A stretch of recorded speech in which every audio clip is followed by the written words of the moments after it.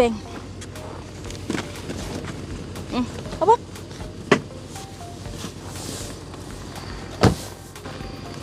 Hello mga ka-viewers. Welcome back po sa aming channel. Dadong! Kuskus pa siya ng bintana. Good morning mga ka-viewers. Para tayong Para mga hold up si Dadong. para tayong Kasi nilinis nga niya yung mga salamin. sobrang lamig ngayon kasi. Mas malamig kahapon na. Minus 27 lang yung feel ngayon. Kahapon kasi, minus 33 yung feel kagahapon.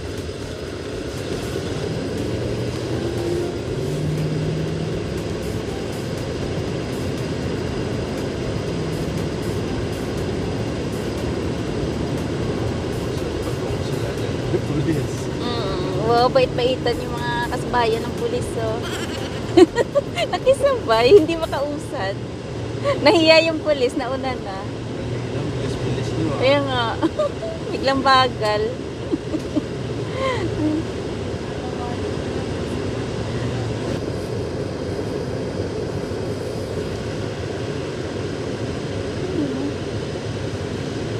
Hindi na siya lumipat. Kasi doon magma-merge pa din eh.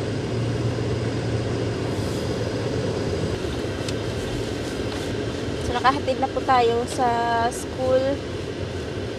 Gagas muna tayo dito sa Petro Canada. Ang gas ngayon, ayun o, 146 yung regular. 146.9. Yung clean, ano yun, plus clean, 162.9. So, ganun pa din naman yung presyo ng gas dito, 146.9.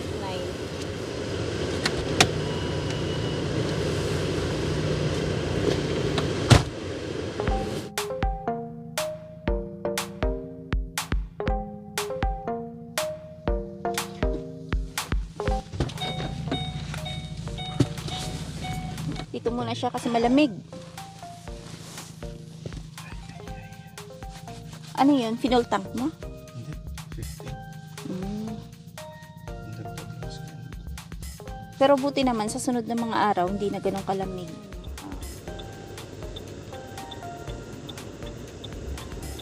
Parang wala tayong nakitang Canada Post ngayon na truck, ano? Wala.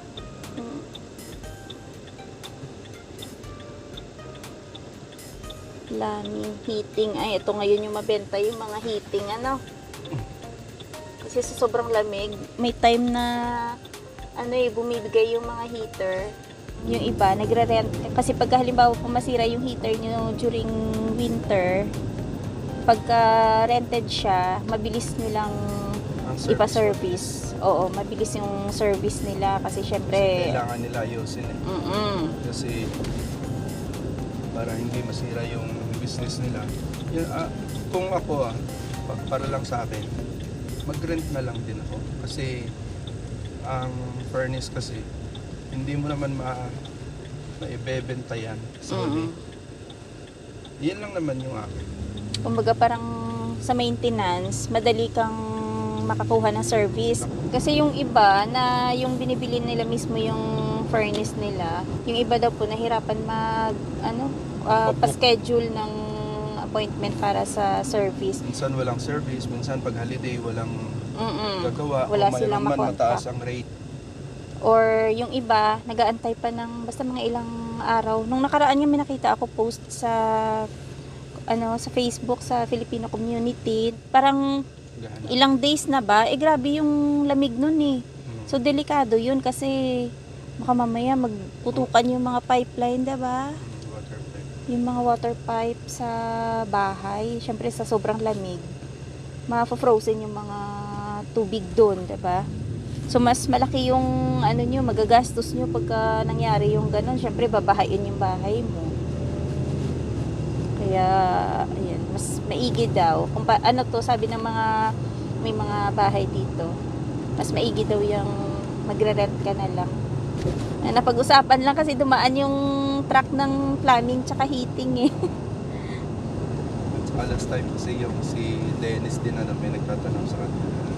Ay, oo. May kakilala siya ng Mm-mm. plumber. Eh, hindi siya nakaschedule agad, ano? Oo nga. Hirapan sila. Nahirapan siyang kumuha ng gagawa. So, ayan, base ka sa mga experience, mas maganda yung magrenta na nga lang daw. Oo. Naghukay na siguro mag-build na sila dito, no? Ay, oo nga, may mga footing na siya. Nakaka-excite na kung ano yung ilalagay nilang building dyan, ano? Dagdag trabaho. Tsaka madadagdagan din yung mapasyalan natin dito banda, no? Hindi na tayo lalayo. Gaya kahapon, yun nga, ang napuntahan naming mall ay parang namamatay na yung mga business doon. Parang ilan-ilan na lang yung mga naiwan doon na matitibay na mga stores, no? Bakit kaya? Oo nga. Nakakapagtaka. Sabi nga ni, Community doon. oo, pa ikot doon yung mga kabahayan yun eh. Bakit nga kaya nagsasara yung doon banda na mga stores sa mall na yun, no? Yung nga nabanggit ng isang subscriber namin na yung dating taga dito sa Regina, sabi niya, parang ano daw, ang term niya is parang may sumpa yung area na yun. Kasi, biruin mo yung Lowe's ha, napakalaki nung store nila doon. Pero bago yung Lowe's na yung Target. Ah, yun yung Target doon? Grabe no, malalaking mga mga stores yung nag-occupy doon, pero US company. oo, hindi sila nag-succeed. Pero ano naman, ilang taon din naman silang nag-operate, ano? Yun nga. So, yung pick up lang ako saglit ng aking gamot. Andito may pambayad ako. For something lang yun. Pick up lang ako ng gamot dito sa Shoppers. Kahapon kasi yung Shoppers na pinuntahan namin, hindi yun yung branch na pinipick upan ko ng gamot. So, dito kami malapit sa amin na Shoppers. Thank you. Thank you. Have a good one. You too. Hey, I got a question for you. So, naka-pick up na po tayo ng gamot. So, yung gamot ko na pinick up, ayan. Yung binayaran ko lang dito is 511. Ito, maintenance kasi ito eh. Pero, kung regular price siya na wala kang insurance, magkano ito? 1820. So, ayun. Malaki talaga yung tulong pag may insurance ka. Kasi kung mga prescribed na gamot, nadi-discount ka talaga. Pero pagka, yun nga, pagka yung mga hindi prescribed na gamot, hindi nila nakakover. Kaya sabi ko minsan, pagka yung inuubo si Denise, tapos bilahan ko lang siya ng over the counter, mas mahal yung presyo. Biruin mo yung isang bote lang minsan, maabot ng mga 20 plus, no? Pero kung prescribe siya, minsan babayaran mo, depende nga sa gamot, pero usually yung nababayaran namin, minsan 5, kaya 6, 7, mga ganyan lang. So malaki talaga yung naitutulong ng insurance.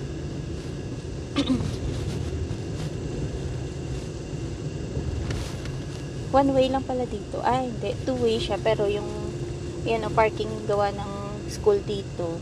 Para hindi siguro masikip yung both sides pa, no? Side lang.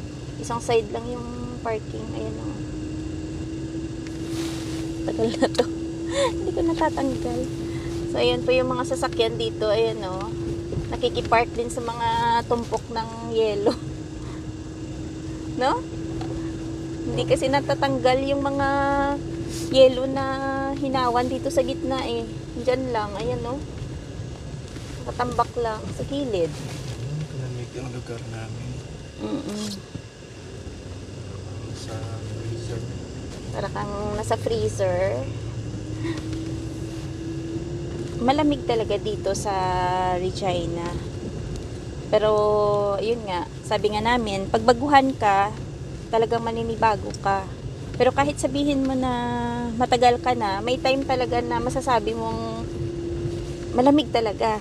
Hindi, may time na sabihin mo okay lang, kaya naman, masasanay ka. Pero hindi maiwasan minsan na, alam mo yun, ramdam mo sa katawan mo na yung lamig na-absorb mo. So, 'di ba? Para kang feeling mo magkakasakit ka.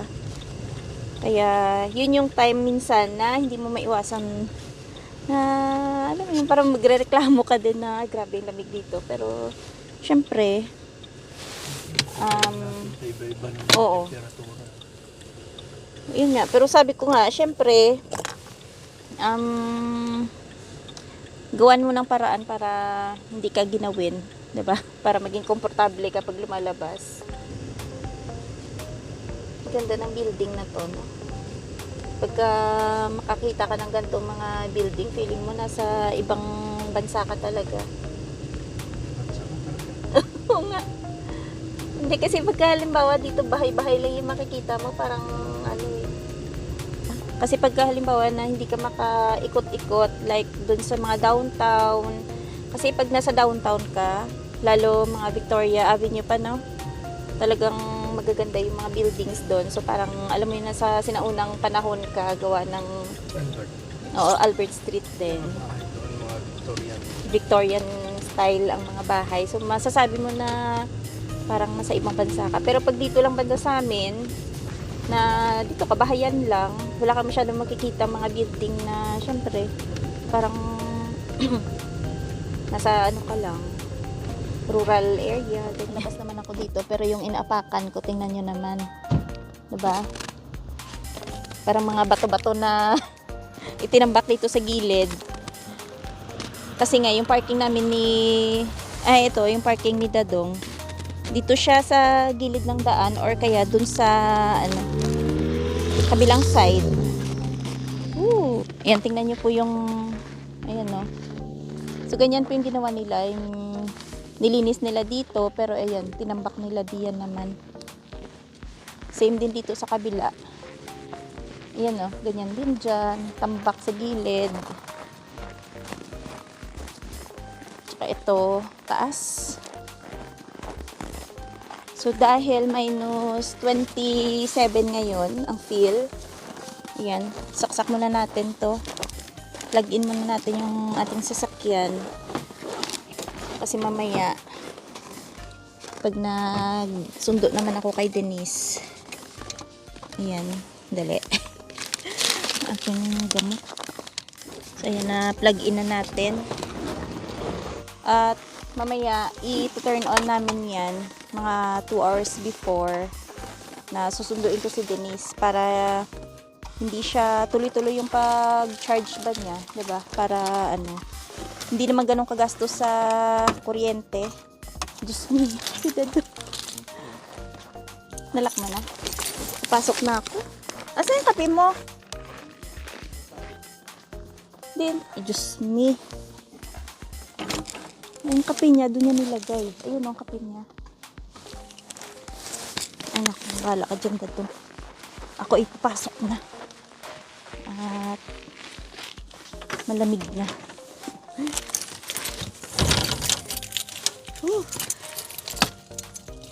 Pagka gantong malamig, tapos alam mo yung nagmamadali ka, kailangan makapasok agad ng bahay.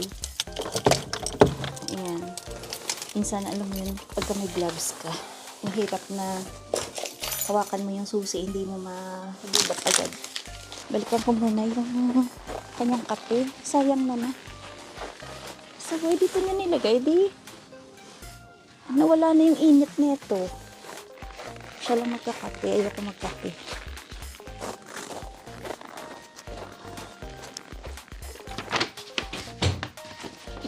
Padaan. Ay, dumaan na sexy. Ay, sabi pala ni Ruby Pelayo, sabi niya, sana pala isama ko dun sa last na video namin, yung mga pinamili namin dun sa sa mall. So, ito lang naman. Wala kaming pinamili. Hindi, may pinamili tayo, pero ano lang yung purpose namin dito. pambahay. Pero actually, pwede siyang pangalis kasi maayos naman yung mga t-shirts.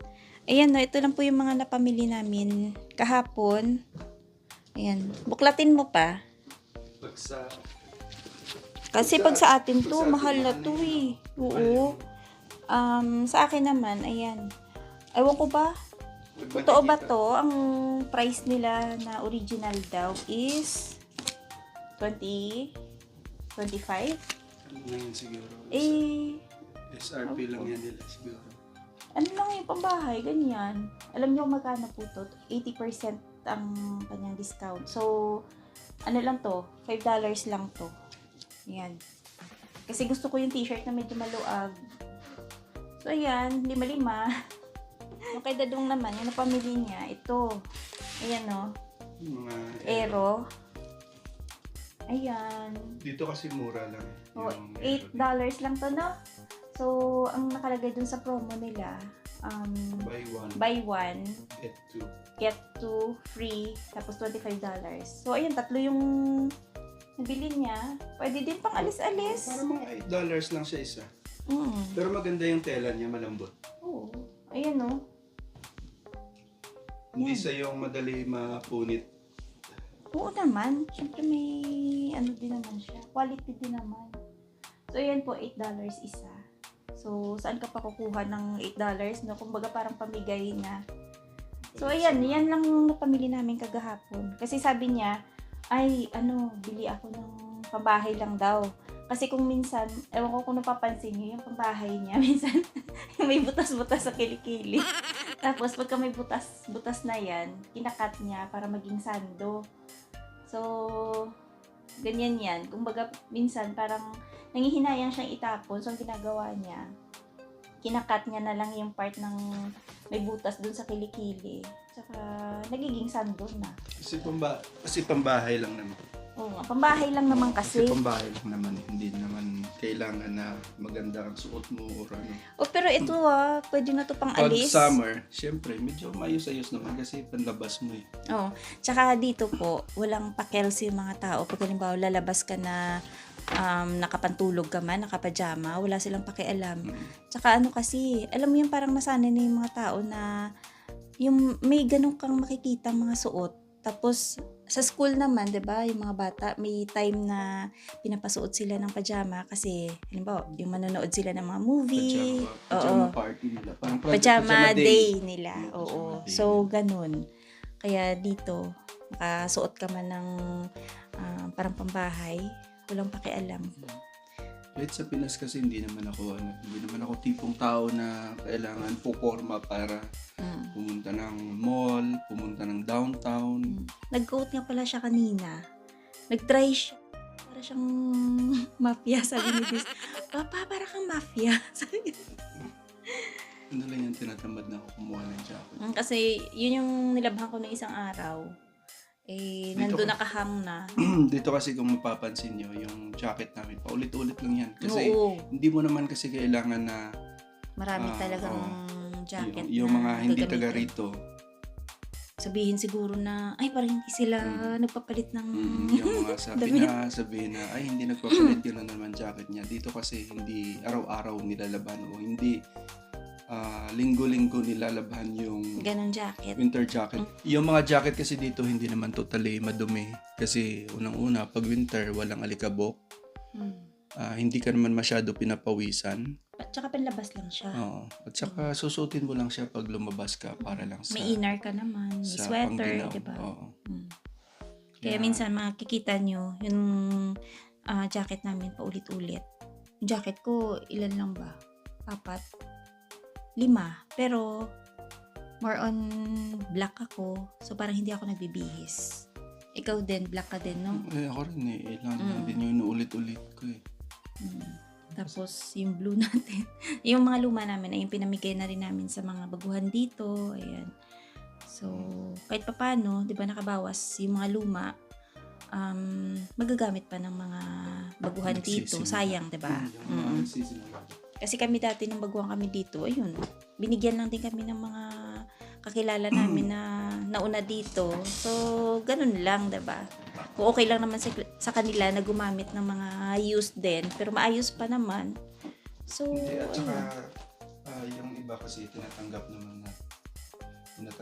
nila kasi alam nila kung sinong gumamit. Mm. So sa bibili ka ng Yung iba sa Valley Village, sa diba? bibili ka sa Valley Village na hindi mo alam kung sinong gumamit. Pero kami din, bumibili din kami doon sa Valley Village, tsaka sa mga Dati thrift yun. store. Dati yun nung bago pa tayo, pero ngayon hindi na.